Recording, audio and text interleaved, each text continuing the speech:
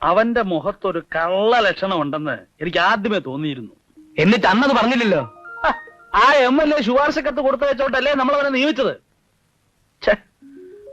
ഒരു കാര്യം ചെയ്യാം, ആ MLA കണ്ട് വിവരം പറയാം. എന്തു പറയാൻ? ഈ രാഘവൻ ആള് കള്ളനാണെന്ന് തെളിവുണ്ടോ? അവൻ കള്ളനാണെന്നുള്ളതിന് തെളിവുണ്ടോ എന്ന്?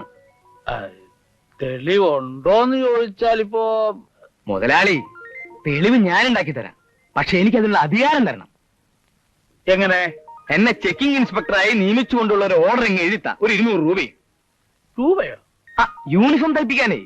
കാക്കി. കള്ളൻ രാഘവനെയും അവന്റെ അപ്പൂപ്പനെയും ഞാൻ പിടിച്ച് കൈ തരാം. ശങ്കര, ഞാൻ ഒരു സംശയം ചോദിച്ചോട്ടെ? ഓ, നീ കാക്കി യൂണിഫോം ഒക്കെ ഇട്ട് അങ്ങോട്ട് ചെന്നാൽ നീയും അവന്റെ കൂടെ കൂടി കൈയിട്ട് വാരൂല്ല എന്നുള്ളതിന് എന്താ ഒരു ഉറപ്പ്?